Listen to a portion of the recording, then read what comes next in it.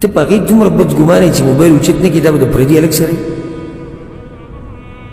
او که دا کمرې ته تا پسې وختي رانغلی دا به په بل چا پسې تلي او که دا پلار کره لاړه او لیټ شوه دا به د بل چا سره یاراني کوي او که د دې طبیعت خراب و تا سره یې خندا ونه کړه ټوغې ونه کړي د دې تا سره نه لګي بل څوک یې خوښ دی دا څه رشته ده بړه زموږ خواله ډېر راځي بیا لیوني شوي دماغ مې وي کار نه کوه ها دې کې یو بنیادي وجه دا ده چې شریعت د شک لاره بندوي یو سړی دا وایي چې زه اچانک په دې خپله ښځه ورننوځم چې دا څه کوي دا جاسوسي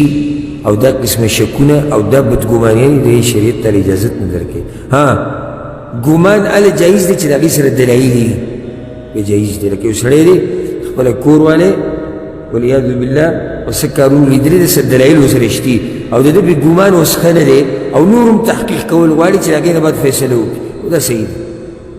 خو عام داسې طریقه نه ده بس خلک ډېر په فخر سره وایي وایي زه خو جي په مخ روزانه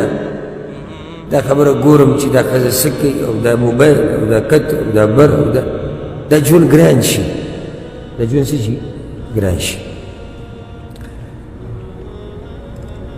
زما خواله یو کس راغلی و او د دې طلاقو نه بعد څه لیونی شی غونته کې او اکثر چې دې ښځې له طلاق ورکړي وروسته بیا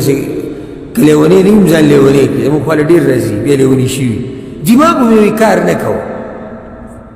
ها عجیبه خبره دغه وخت کې ته لیونی شي ولې کې ته غواړي چې اوس دی په دې جواب کې څه اسانتیا پیدا کړي نو زه ورته وایم ګوره الله درنه خبر و چې دماغ دې په هغه ټایم کې څنګه و نو هغه بس وایي چې زه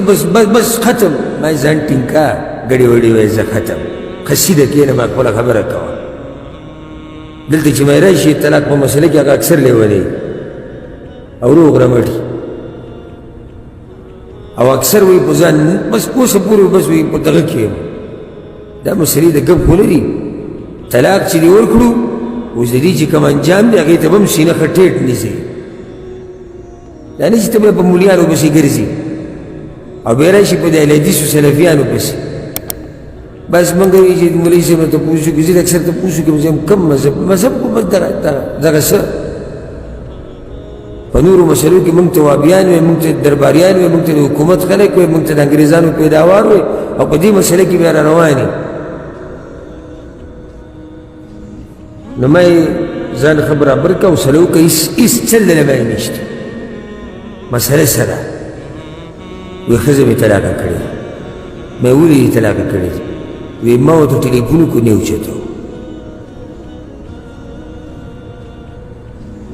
ټلیفون مې وکړو نه اوچته دا ګورې تعجب په دې مه کوئ دا د ډېرو خلکو دا طریقه ده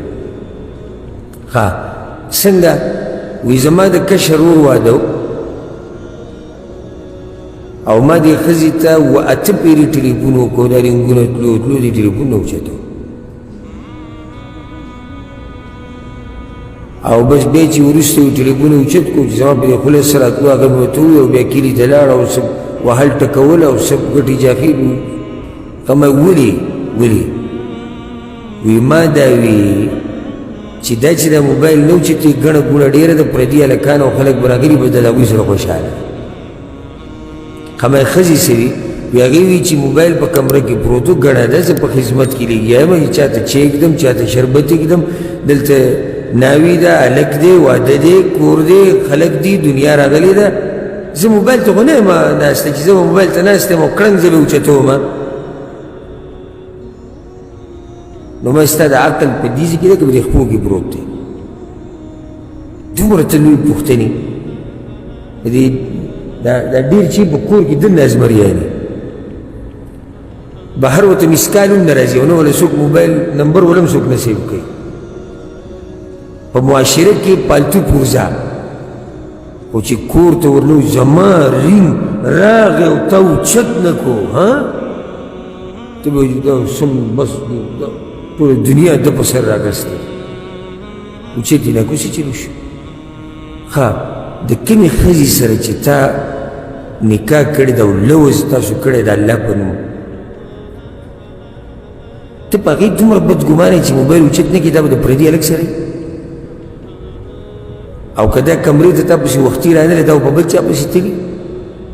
او که دا پلار کره لاړه او لیټ شوه دا به د بل چا سره یاراني کوي او که د دې طبیعت خراب و تا سره یې خندا ونه کړه ټوغې ونه کړي د دې تا سره نه لګي بل څوک یې خوښ دی دا څه رشته ده مړه داسې رشته شو چې په وړو وړو خبرو کې ته سوچ کوي دا به بله لږ مینه ده او دا د بل چا سره خبرې کوي او چې دا سوچونه دي چې دومره زر په بله لږ مینېږي نو بیا په تا کې نو څه چل دی خفه کېږئ به نه ځکه چې د چا په ځان یقین چې زه سم سړی یم نو زما ښځې څه کار دی چې د بل سړي سره طبیعت لګي یو سړی وایي زه ځان هم پېژنم خپله ښځه هم پېژنم زه خپلې ښځې له دومره محبت ورکوم دومره ښکلی ژوند د هغې سره تېروم زما یقین دی په هغې باندې او هغه دومره اوچته ښځه ده او هغه دومره درنه ښځه ده چې هغه دا کیسې نه کوي موبایل اوچت نه کو ده به وه مصروفه ده موبایل کې به چارج ختم شوی ټلۍ به یې نه اورېدلې زر خبرې او دا په معمولي خبره باندې او موږ شکونه کوو په ښځو باندې